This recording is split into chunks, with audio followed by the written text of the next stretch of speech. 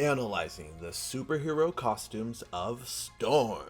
As mentioned in previous costume analysis, costuming is often overlooked as unimportant when it comes to storytelling, and this notion is even more prevalent when it comes to animated media. This is a shame, considering the amount of time, love, and effort that goes into creating the designs of some of the most beloved fictional characters. Ororo Munroe, more commonly known as Storm of the X-Men, is undoubtedly one of the most fashionable superheroes to grace the panel, being one of the first black female superheroes ever conceived and maintaining relevance ever since her debut. Storm has easily cemented herself in the zeitgeist as one of the most important fictional characters ever.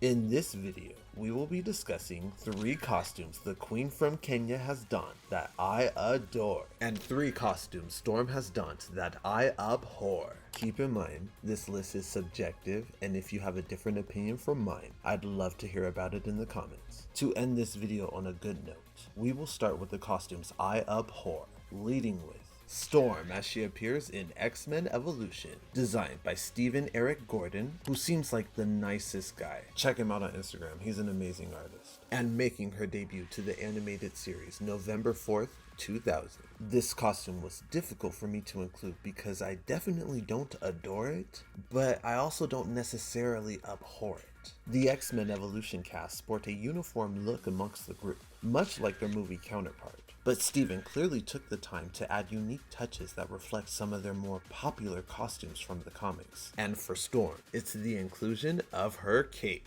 One of my biggest issues with this costume is I don't think it's flattering to her silhouette. It comes off a little baggy, and the cape feels heavy and performative instead of a way to increase her ability to fly, like we've seen in previous costumes when her cape is connected to her wrist. The white gloves and matching heels are dainty and cute, but overall this look doesn't strike me as very memorable. We follow that up with Storm as she appears during the Onslaught saga, written by Scott Lobel and Mark Waid, and illustrated by Andy Kubert, making her debut in May 1996. Even though this costume isn't particularly one of my favorites, doesn't mean I don't get why others love it.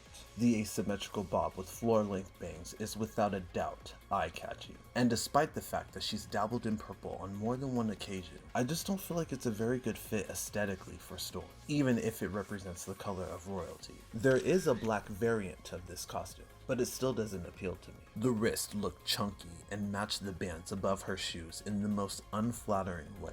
I am very much in love with the floor-length straps flowing off her chest. It's a very unique take on the superhero cape. I feel like the almost anime-inspired hair, intricate cape, and bulgy accessories give this costume a futuristic vibe. It's just not for me. We round off the costumes I abhor with Asgardian Storm, created by Jim Valentino in What If Volume 2 and making its debut April 1990. If you watched my previous Storm analysis, then you'll already be aware that I'm not a fan of Storm with a mohawk, which may have led to my first impression of this costume getting skewed. I'm still not a fan, but there are variations I enjoy more than others, like the full body version. It's a good blend of Asgardian meets the Queen of the Elements. I do enjoy the scantily clad corset and intimidating vibe this costume evokes, but I'm still glad this costume is rarely seen. From specific angles, her winged helm blends in with her mohawk, making her appear to have multiple strips of hair. It kind of looks like bald patches. This costume without the chainmail gives Storm a more unique identity, with the chainmail coming off very Thor-like. But overall, this costume and all of its variants are not my style. Please forgive me for the obligatory YouTuber influencer plug, if you will, but if you're liking the video, please hit the like button, subscribe, hit the notification bell, or leave a comment of anything you like, even if you don't like the video. Engagement helps tremendously, and thank you for watching. I appreciate you. If you want to go the extra mile and help me in a monetary way, I do have Cash App that'll be flashed on the screen, and I have a Patreon where you can get your name in the credit rolls for as little as $1 a month, but my perks for $1 to $3 tiers are basically the same. You just get a different bracket in the credit roll at the end, but you get ad-free videos. All my reactions are there. I've reacted to Arcane, She-Ra, Yuri on Ice, some Yashahime, Sword Art Online. Like, there's a few obscure things too, but you get access to all my reactions too. For my $5 and $10 tier, you get to view what I'm currently working on early, so it'll just be clips and scripts and ideas that I have for upcoming projects. You'll just have access to those things that no one else will. And for my highest tier at the moment, my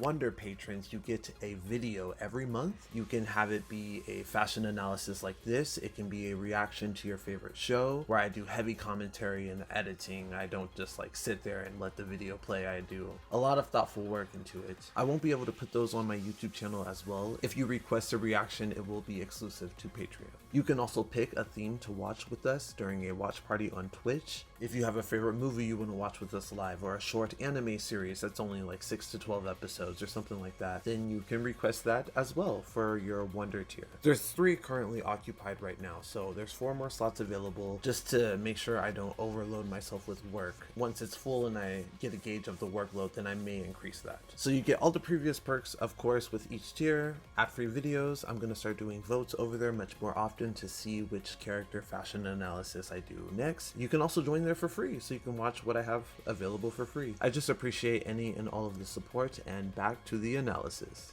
Now for the costumes I adore, leading with Storm as she appears in Wolverine and the X-Men, making her debut to the animated series in 2009, and created by Stephen E. Gordon, Greg Johnson, and Boyd Kirkland, heavily taking inspiration from one of Storm's longest ongoing costumes. In this ensemble, we get Storm wearing her traditional crown with her mother's ruby in the center of her bust, that beautifully draws the eye to her elegantly exposed shoulders. The gold gauntlets that match her sash and giant hoop earrings add a subtle royal touch that's a beautiful addition. Thin strips of the same color outline her bust and trail down to her boots, making a unique, classy pattern. To top this look off, Storm's cape is outlined with a shade of gray that wonderfully complements her hair and her entire silhouette. This design was carefully and beautifully crafted, and it's one of Storm's costumes I feel is underappreciated. Next, we have Storm as she appears on her wedding day in Black Panther issue 18, written by Reginald Hudlin, with art by Scott Eaton, and making her debut in the year 2005. I know this isn't a costume, but I had to include it. This is without a doubt one of my favorite fictional wedding dresses ever. It's extremely short-lived, making its appearance in Black Panther 18 2 decades ago. Black Panther and Queen Ororo decided to tie the knot during one of the most famous superhero crossover events, Civil War, definitely taking inspiration from her Kenyan roots. Storm's silhouette perfectly resemble a traditional Kenyan wedding dress, with those dresses more often than not appearing sleeveless. The bedazzled corset hugging the beige flowing dress works surprisingly well together. The bright blue beads add just enough color to breathe a sense of fun and playfulness to this look. The corset is gold, where it is not obscured by the beads to match flawlessly with her tiara, rings, and additional jewelry. Also, the red ruby on her necklace reminds me of the clasp on her original costume, giving this dress a full circle moment. And I would be surprised if the ruby isn't the same one she wore in that costume, since the gem previously belonged to her deceased mother. Overall, this design is unforgettable, and easily one of Marvel's best wedding looks. We end this list with the costume that inspired me to create this video.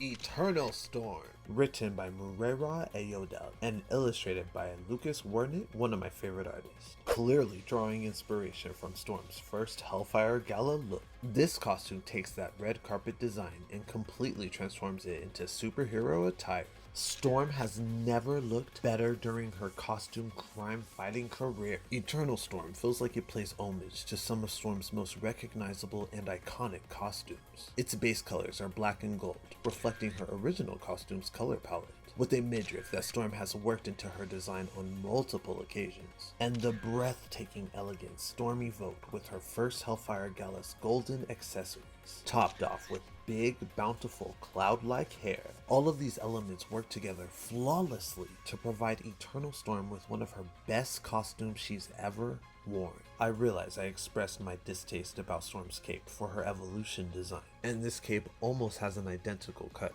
but it doesn't look like it's weighing her down, which was my main issue with the evolution cape, and something I feel like this costume has resolved by making the fabric appear thinner, and by attaching the cape to her wrist, something basically synonymous with Storm's design at this point. Her waistline being lightning bolts is a fun theatrical touch, along with her bold X on her chest, symbolically representing her superhero origin. This costume speaks to Storm's pride as an X-Men, her African roots, and her sophisticated yet powerful nature. It's easily one of my favorites, and I hope she remains this way for a significant time. Thank you for watching this sequel to my initial Storm costume analysis. We may see her again sometime soon, but I'm probably going to go back to doing the arcane characters since we're coming so close to the release of the new season. I would love to do a man next from animation specifically. It doesn't even have to be a superhero. I would love to do a superhero, but if there's any man in animation that you would like for me to do an analysis on, please comment them below. I feel like men don't get a lot of attention in the fashion sphere in any capacity, and there's so much I could say. I feel like there's so much that could be said and so much more that could be done for them to come across as more important and theatrical as their female peers. If I was going to do another X-Men, I'm very much leaning towards Wolverine. I actually have the 6 outfits that the 3 outfits I adore and the 3 outfits that I abhor with him already figured out. I just haven't done the script yet. Just let me know who you'd like to see. Magneto got a lot of attention before in a vote. I've already done Superman, but he's my worst reviewed. I don't know if that's because he's a man or if it's because it's Superman, or maybe it was just luck of the draw. So many factors, but I would love to do another man, so please let me know. Even if you think they're simplistic, I bet there's something I could say. Of course, I would like to take a moment to thank my patrons, especially my Wonder patrons. Kirsten Letts, Clever B, Mortonette Stevens, and Jerry Jenkins. You are my favorite people and the best people in the world. All of my patrons are my favorite and best people in the world. You can join over there for free if you want to just be a part of the community, but you can also contribute $1 a month, and I did the perks earlier, but $1 a month gets your name in the credit roll, and $25 a month gets you a video every month or a live stream watch party. It's real fun. If you would like to help me in a non-monetary way, joining me on Twitch to just stream while we watch stuff and play games like Hear Me Out and do tier lists and stuff like that helps a lot because I get AdSense from that too. And you can go over there and tip me, and I do crazy stuff sometimes. I twerk and all kinds of crazy stuff. So that'll be linked on the screen and in the description box down below. Also, my Patreon's down there. My socials are down there too. If you want to go further and help me in a non-monetary way, you can always follow me on my social media platforms. Instagram and TikTok are my main other social media accounts other than YouTube and Twitch and Patreon, I guess. Just you being here and watching also helps tremendously, so thank you. You will see more videos coming from me very, very soon. Wish me luck on the book that I'm working on. It's coming soon as well. It's almost done. Wish me luck, wish me luck. I'm gonna start a GoFundMe for anyone who wants to contribute to that, because everything costs money and time, and I really appreciate anyone who goes to Patreon or Twitch and tips me or any of that stuff, because even though AdSense is a thing, it's very inconsistent and usually not very much. I heavily rely on my patrons and my tips so much. Anyone who's ever contributed, just thank you so much. I hope you had fun for this analysis. Storm may come back one day, but let's give her some time to rest. But if this gets 1,000 likes in the first month, then she will be right back immediately. I hope you're enjoying this Halloween month. On Twitch, we're doing Halloween special stuff. We've been watching Hocus Pocus and just a bunch of Halloween stuff. So if you want to join me over there this month, that'll be fun. And I hope you're having a great month. Thank you again for watching, and I will see you for the next one.